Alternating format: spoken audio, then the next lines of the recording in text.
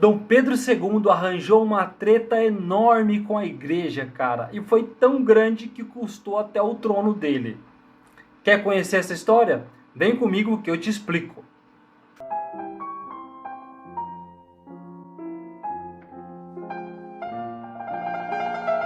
Então vamos compreender o Brasil República. E para a gente começar a compreender essa história e toda a treta ali de Dom Pedro II com a igreja, é legal a gente lançar um olhar aí sobre o que era o Brasilzão nessa época. E você deve estar se perguntando, Carlos, como que era o Brasil da época do imperador Dom Pedro II? Em linhas gerais, né, o mundo já tinha passado por grandes transformações. E uma das perguntas que as pessoas fazem é o seguinte, era: professor Carlos, será que o Brasil do Dom Pedro II já era um Brasil iluminista? Né? Um país de acordo com aqueles ideais da Revolução Francesa que tinham começado lá no século XVIII, né? Lá, né, em 1789. Será que os ecos da Revolução Francesa já tinham transformado a nossa nação? Já tinham libertado os escravos? Será que o nosso país já era um país que estava na linha do liberalismo, né, como grandes potências mundiais, como a Inglaterra, como os Estados Unidos? A resposta é não.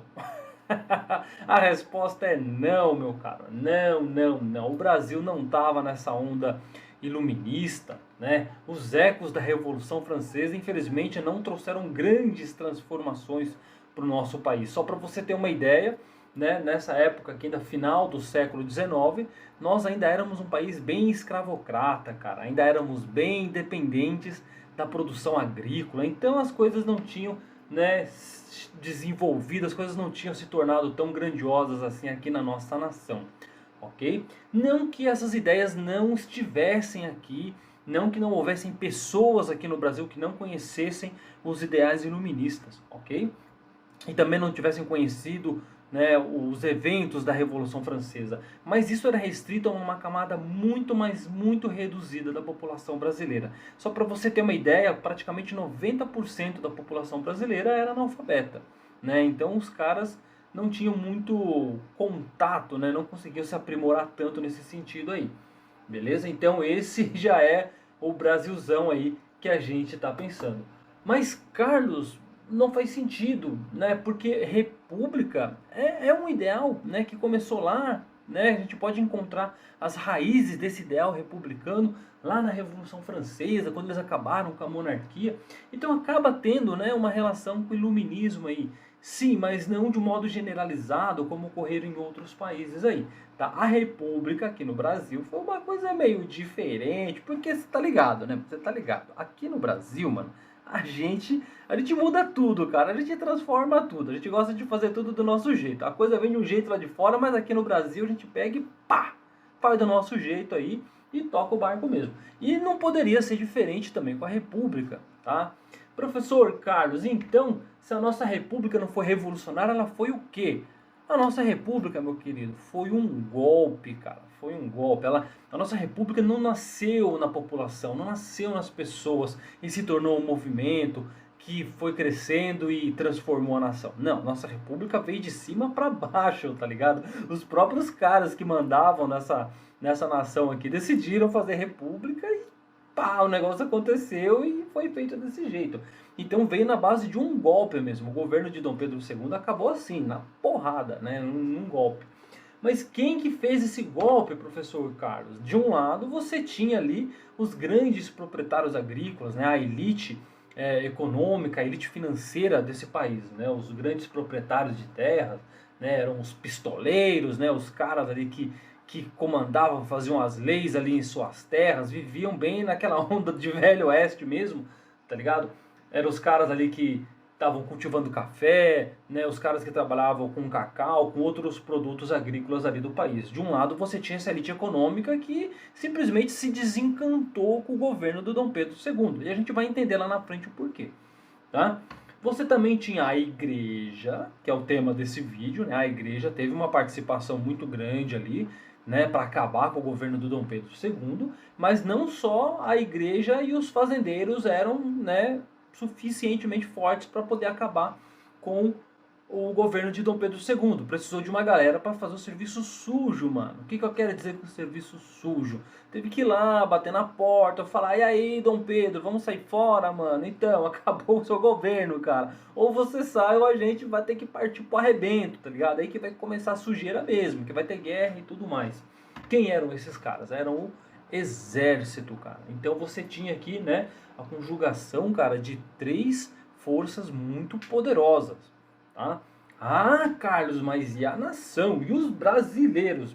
Mano, os brasileiros, cara, não estavam nem sabendo da treta que tava rolando. Assim, estavam sabendo de alguns pormenores, de algumas tretas que eram mais generalizadas. Que a gente vai ver que essa treta aqui com a Igreja Católica, cara, ganhou contornos populares, assim, enormes, assim, né? Porque a galera era extremamente religiosa no Brasil nessa época. Tá? Mas não era aquela comoção no sentido do tipo, nossa, vamos acabar com a monarquia e começar uma república. Não foi nada que despertou um ideal revolucionário no coração da galera, de fazer a galera ir pra rua, bater panela e querer acabar com o governo. Nada disso. Tá? Então a população acabou se envolvendo em alguns debates, acabou sabendo, né, de algumas brigas, de algumas tretas, mas nada que despertasse, tipo, pau, vamos pra rua e vamos acabar a baixa monarquia. Tá? Nada nesse sentido, né? Tá bom, Carlos. Que treta que foi que aconteceu com a Igreja Católica? Mano, você não sabe, cara. Se segura aí na poltrona que você vai ver como é que foi a treta. Porque é o seguinte, estava lá Dom Pedro II governando o Brasil do jeitão que só ele sabia fazer, né? Até que o senhor Papa Pio IX resolveu, por A mais B, transformar um pouquinho a Igreja Católica, né? E o que ele quis fazer, né? Ele lançou essa bula aqui, ele publicou essa bula de 1864 e por ela, né, estava estabelecida a separação entre os maçons e a Igreja Católica, né? Então, praticamente, quem era da maçonaria e pertencia aos quadros da Igreja Católica, né, ocupava cargos ou participava de irmandades, ou simplesmente era católico mesmo, né, de frequentar lá, membro de banco, vamos assim dizer, né, teriam que tomar uma decisão. Ou você largaria a maçonaria e ficaria com o catolicismo, ou você, mano, seria excomungado e não poderia continuar sendo católico e maçom. Você teria que tomar uma opção. Ou você é maçom ou você é católico. E acabou. Não que a maçonaria seja um tipo de religião, tá? Eu não tenho propriedade para falar da maçonaria, não sou maçom, não conheço muito isso daí. Tá? Mas a maçonaria, nesse contexto aqui, ela fazia parte de um movimento intelectual muito forte no Brasil, que não era só restrito à maçonaria. Você também tinha uma galera positivista, você também tinha uma galera mais a favor do pensamento científico. Então você tinha algumas linhas de pensamento ali que eram muito fortes, que não eram relacionadas à ordem mais religiosa, tá ligado? E essas linhas mais racionais eram linhas que procuravam transformar a sociedade, cara. Os caras queriam consertar o país, queriam ver o país prosperar e tudo mais. Beleza. Só que a grande treta da maçonaria é que muitos maçons faziam parte da igreja. Tinham muitos membros, muitos bispos, padres, cardeais, muitos caras ali dentro de alta patente que eram maçons. E para a igreja isso acabou se tornando um problema, porque como os caras são mais racionais, os caras são mais científicos, os caras meio que acabavam, né, não tendo tanta visão, né, não acabavam tendo uma visão mais relacionada à fé, né? Não era uma visão tanto mais religiosa. Isso para a igreja acabou se tornando um grande problema. E tinha outro problema também, porque como são grupos, né, que se reúnem para poder fazer um determinado trabalho, um determinado estudo, uma determinada obra, isso acaba criando uma certa perda de autoridade para a igreja, porque a própria maçonaria ela tem uma estrutura, você tem, né, alguém que comanda e blá blá blá blá blá blá. Então a igreja católica acabou também não vendo isso com bons olhos. E aí a igreja católica decidiu que era hora de acabar com isso. E aí a igreja, né, o Papa vem aqui com essa bula de 1864 e resolve, mano, acabou, não quero mais, maçonaria não está mais relacionado com a igreja católica, quem quiser ser maçom vai ser, mas não dentro da igreja católica, e eu tô mandando, eu sou o Papa e acabou.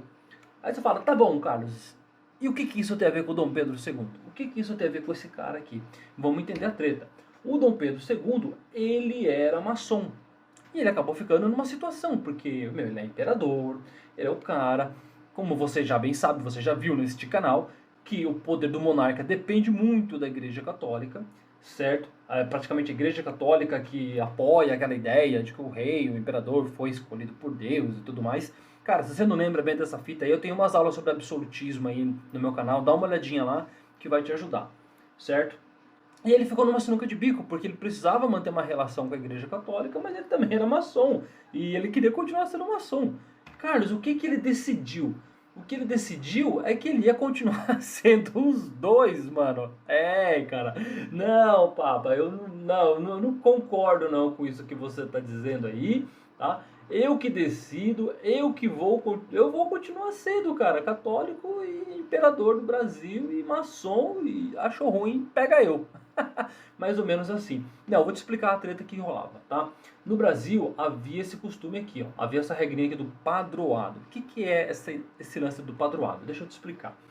Pelo padroado, né, o governo, o Estado, ele assumia algumas funções da igreja. Como, por exemplo, ele pagava, né, o salário de alguns membros da Igreja Católica, construía igrejas, fazia indicações de membros ali da hierarquia religiosa. Então praticamente o Estado ele tutelava, né? O Estado, o governo ele organizava, né, a igreja dentro do seu território.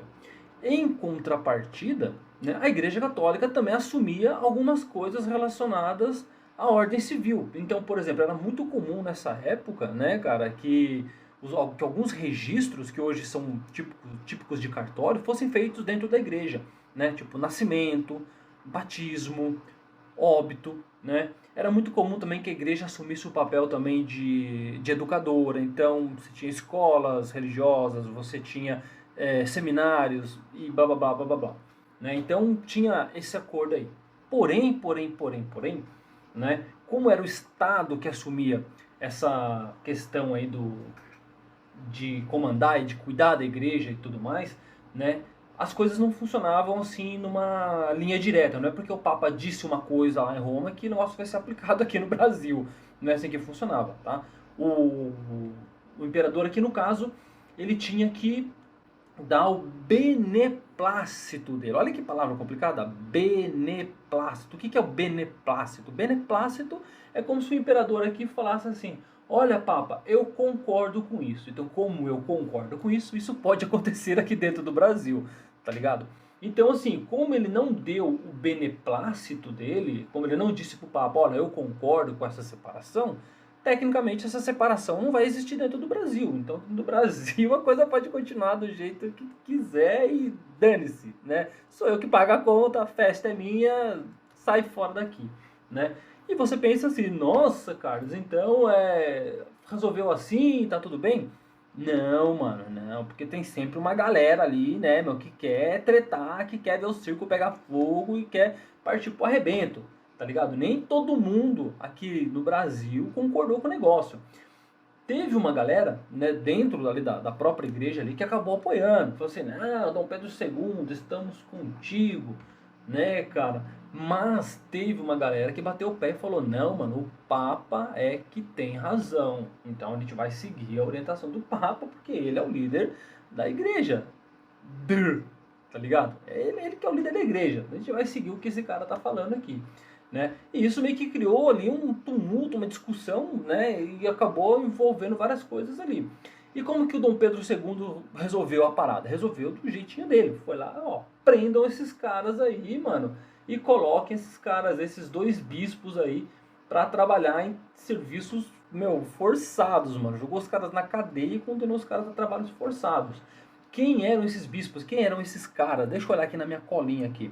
Um deles se chamava Dom Vidal, e o outro se chamava Dom Macedo, cara. Eram os bispos, né, que não concordaram ali com a postura de Dom Pedro II e começaram a criticar e começaram a perseguir a galera que ainda era maçom e estava dentro da Igreja Católica. Mas olha só que situação muito louca, cara. Se liga. Olha só como que o Brasil, né, naquela época já não era um lugar muito fácil, cara. Você que reclama aí, pensa, nossa, o Brasil hoje em dia é um negócio muito louco. Cara, você não sabe da maior. Olha só que coisa muito louca. O Papa deu uma lei, né, criou uma regra para a Igreja Católica. Beleza. que não estava valendo aqui no Brasil, porque o imperador não tinha dado o beneplácito dele, porque o imperador não aceitava o bang aqui ainda. Ok. Como esses bispos aqui começaram a criticar e começaram a perseguir uma galera, o que a galera raciocinou? Eles pensaram o seguinte, falaram assim, olha, esses bispos aqui, eles estão cometendo uma ilegalidade. Por quê? Porque eles estão cobrando uma lei que não existe aqui no Brasil, que não foi aprovada pelo imperador. Então, se eles estão agindo de maneira ilegal, eles estão cometendo um crime, né? Um crime aí de rebeldia contra o governo. Então, vamos prender esses caras, tá ligado? Então, em cima desse discurso, em cima dessa treta, esses caras foram presos mesmo, né? Foram jogados na cadeia lá e, mano, os caras foram condenados ao trabalho forçado. E você já imagina a treta que isso deu, cara, em um país que, mano, era praticamente católico, cara. Tá ligado? Onde a igreja exercia uma grande influência, com várias congregações, com vários membros espalhados aí pelo território inteiro, cara. Imagina a treta que deu, cara. Imagina a visão que as pessoas começaram a ter em relação ao Dom Pedro II. Cara, isso desestabilizou muito o governo dele, cara. E ele aprendeu as duras penas que ele, imperador, dependia e muito das bênçãos da igreja para continuar governando, né? Tanto é que a casa virou pro lado dele. E a população, de um modo geral, né, muitas pessoas começaram a olhar pro Dom Pedro II como um tipo de anticristo, tá ligado? Tipo, mano, esse cara é o cara lá do Apocalipse, lá que foi previsto que ia vir pra perseguir a igreja. Olha lá, já prendeu os padres já, mano, tá ligado? E aí dentro da própria igreja surgiu um movimento ali de crítica, né, cara, ao Dom Pedro II, né? E a igreja começou a se afastar um pouco dele, falou assim, não, eu não apoio mais esse governo, tá ligado? Teve quem falou assim pra ele, vai pra Cuba, mano, porque é de esquerda, tá ligado? Ele é de esquerda, mano, prenderam o padre, ele é contra a religião, né? É petista esse maluco, vai embora daqui, né? E começou essa treta toda aí, mano, tá ligado? E como é que terminou essa novela? Essa novela terminou do seguinte modo, cara, né? Quando o Dom Pedro II percebeu, né, a besteira que ele tinha feito, né, ele volta a se aproximar da igreja, solta os bispos, tenta resolver a situação toda ali de uma maneira amigável, mas o estrago já estava feito, cara. A igreja católica não estava mais com vontade de voltar para essa relação abusiva, né, cara? Tipo, não, me libertei desse cara, não apoio mais, eu estou desembarcando deste governo, cara. E foi assim que Dom Pedro II arranjou uma baita de uma treta com a Igreja Católica e perdeu um apoio muito importante que vai sim custar o trono dele, tá? E de novo, tá? Não que esse movimento aqui, essa treta com a Igreja Católica tenha levado todo mundo pra rua, pra bater panela, pra pedir a cabeça do cara e democracia já não, porque os ideais republicanos nem estavam na cabeça das pessoas, estava sim na cabeça de uma pequena elite ali que via na república não uma possibilidade de tipo, nossa, vamos mudar e transformar o Brasil para melhor. Não, era uma questão de poder, né? Questão de tirar o bonitão aqui do trono e pegar o poder para eles de uma outra maneira, como a gente vai entender melhor nas próximas aulas. Beleza, galera? É isso aí então, obrigado para você que chegou até aqui no vídeo. Um forte abraço e tchau!